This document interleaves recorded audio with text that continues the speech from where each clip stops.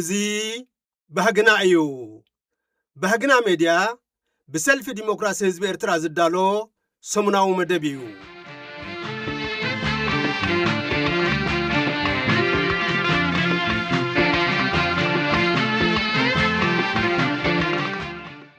ዝኸበርኩምን ዝኸበርክንን ሰማዕትና ኣብ ናይ ሎሚ መደብና ኩዕየካን ብማንካ ክዝሕለካን ከብኢድካ ኣይኮነን ዘርእስቱ ርእሲ አንቀጽን ዘስተውዕል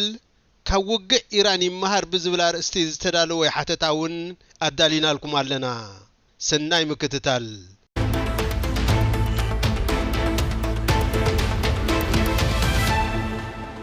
ክቡራትን ክቡራንን ሰማዕትና ክውዕየካ ብማንካ ክዝሕለካ ብኢድካ ኣይኮነን ብዝብል አርእስቲ ንሎሚ ዝተዳለወ ርእሲ አንቀጽ እንሆ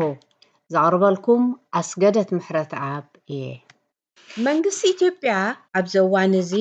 መውፅእ ኣፉ ገይርዎ ካብ ዘሎ ዛዕባታት ጉዳይ ምምሕዳር ዓብዪ ሓፅቢ ሕዳሴ ኢትዮጵያን ኣፍ ደገ ባሕርን እዮም መራሒ መንግስቲ ኢትዮጵያ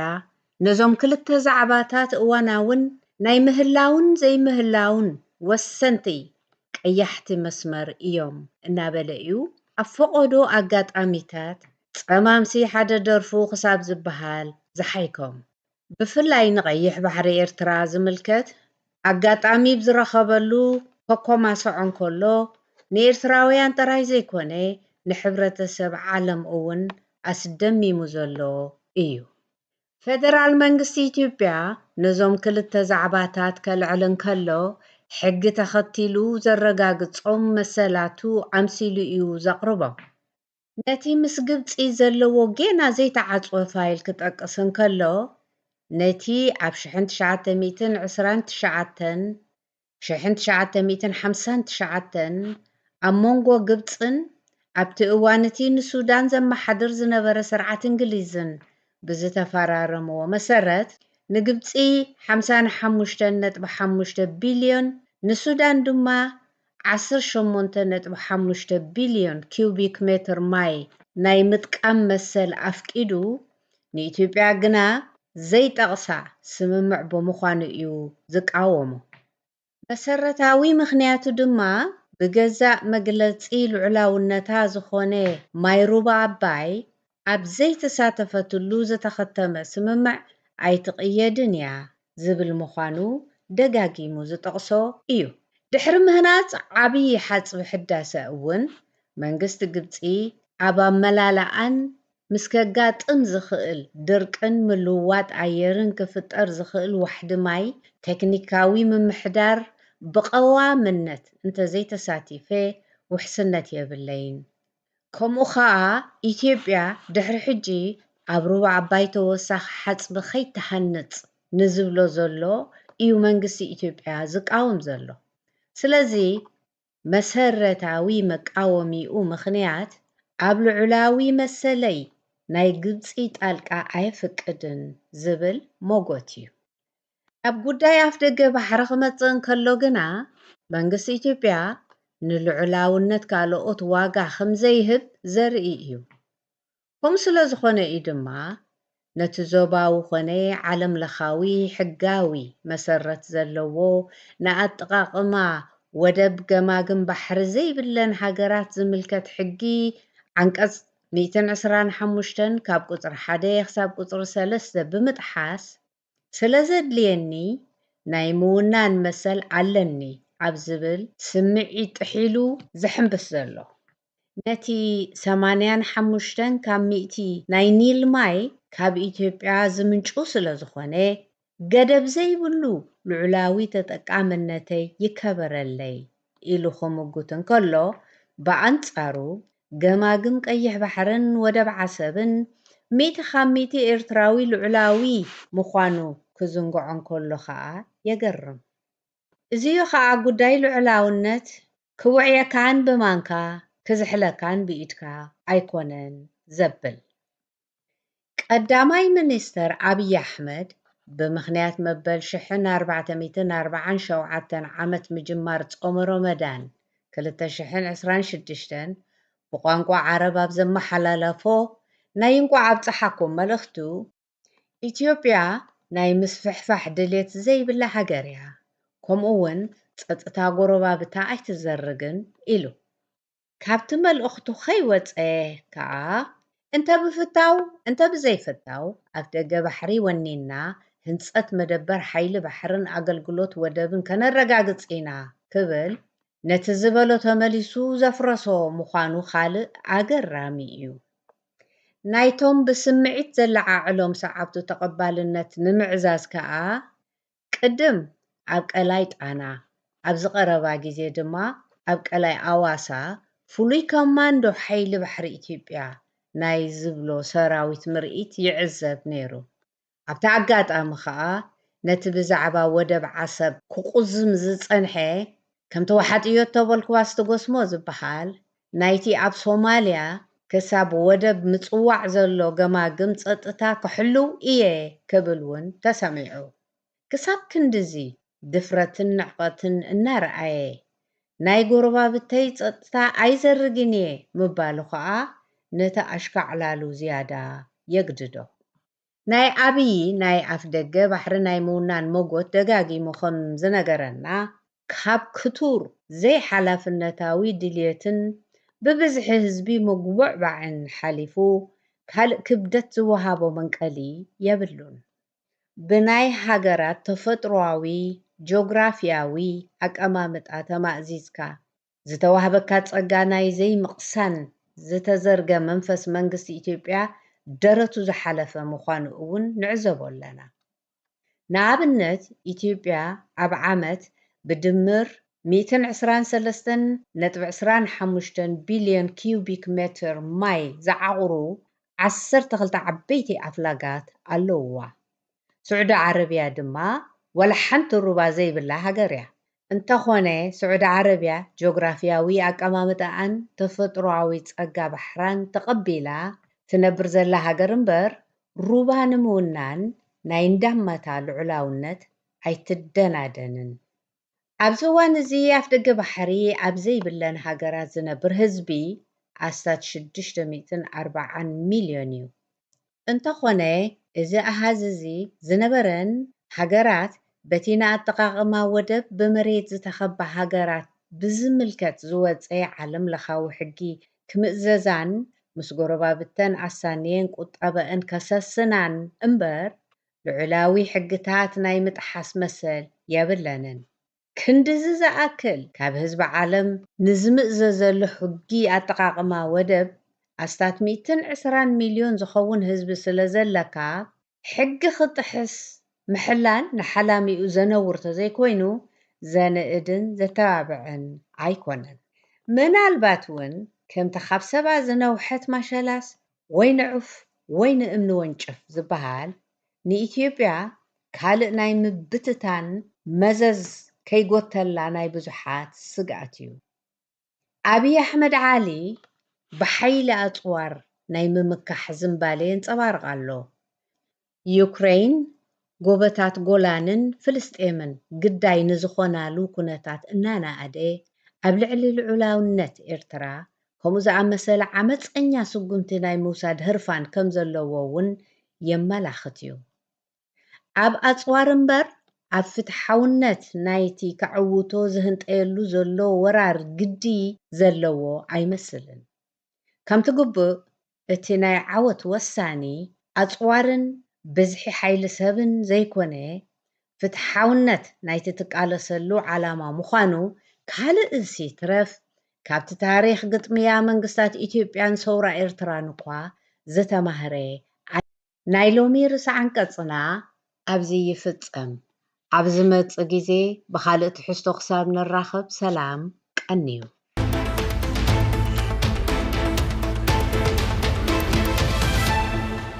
ዘስተውዕል ካብ ውግእ ኢራን ይመሃር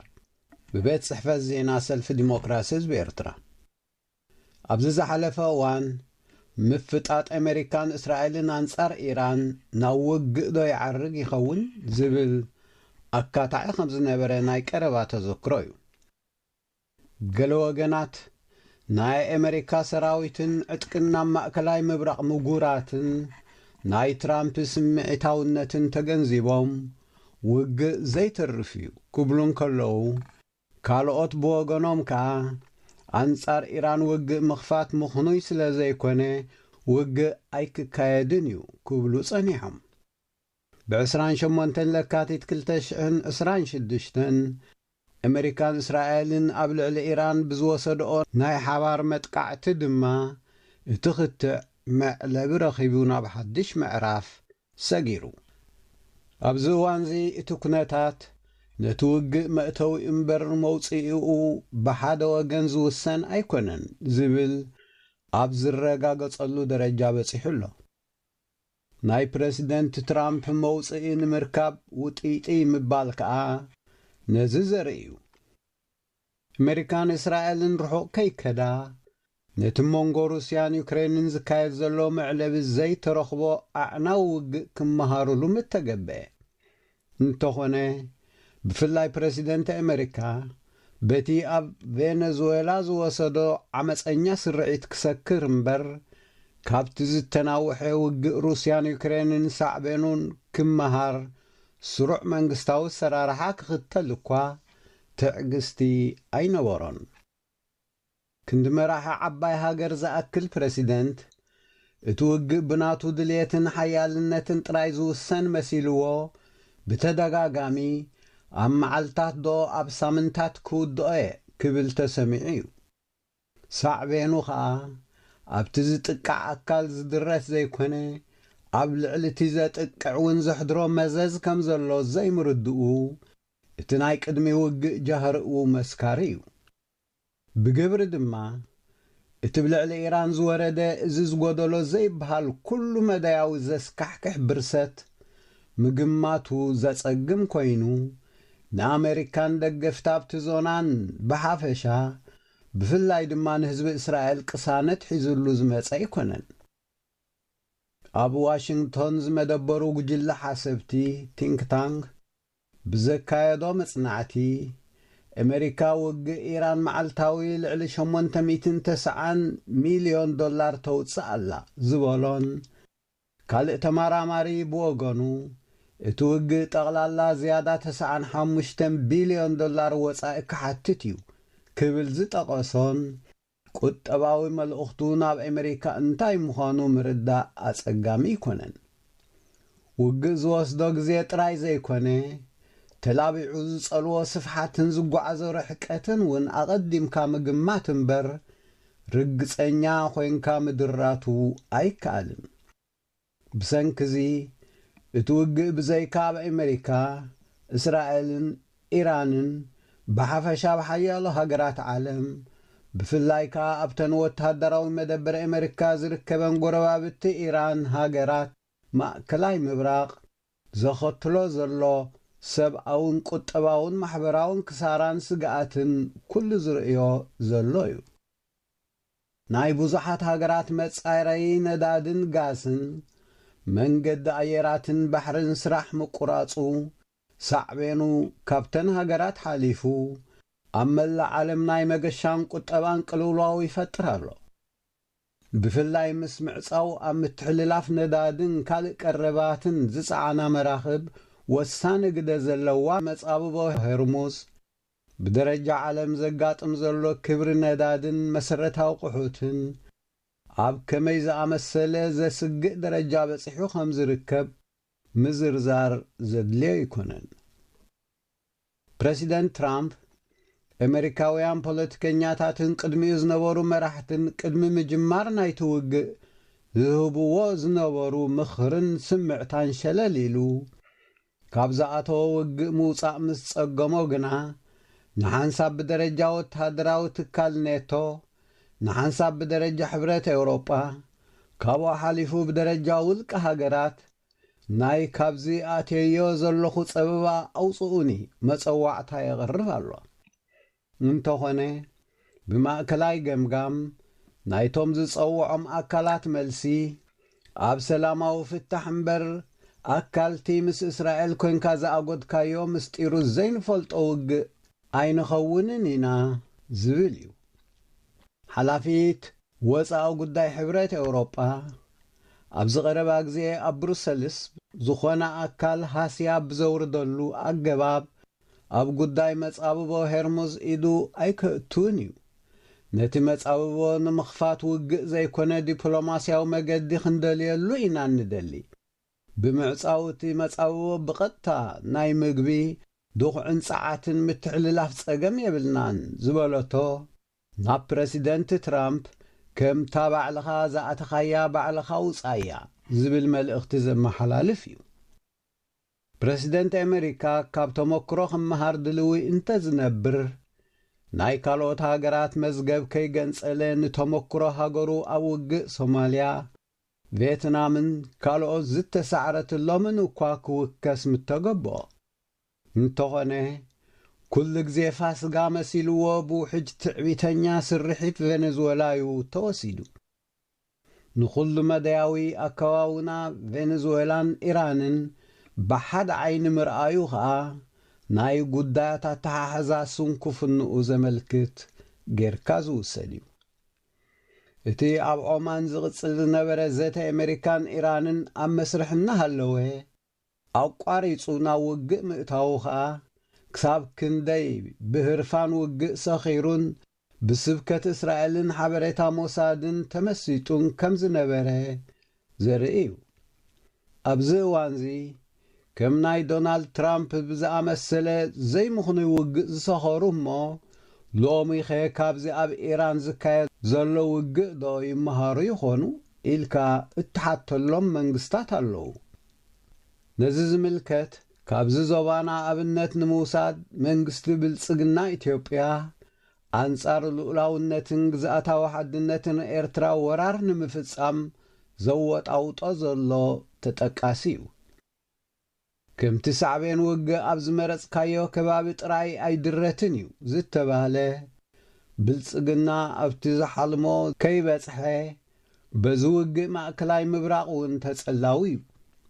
እቲ ጽልዋ ናይ ቀረባ መስነቒቱን መዕጠቒቱን ኢማራት ኣብ ወጥሪ ብምህላዋ ጥራይ ዝግለጽ ዘይኮነ ብእዋናዊ ውሽጣዊ እተሃላልውኡ እውን ቀልጢፉ ብኣሉታ ንኽጽሎ ዝተቓልዐ እዩ። ገና ኣብ መጀመርታ ሰንቢዱ ብሕፅረት ነዳዲ ክጣራዕ ጀሚሩ ኣሎ። ብመንጽር እዚ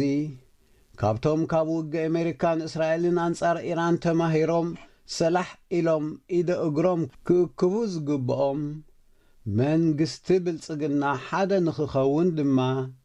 ነዘኻኽሮ።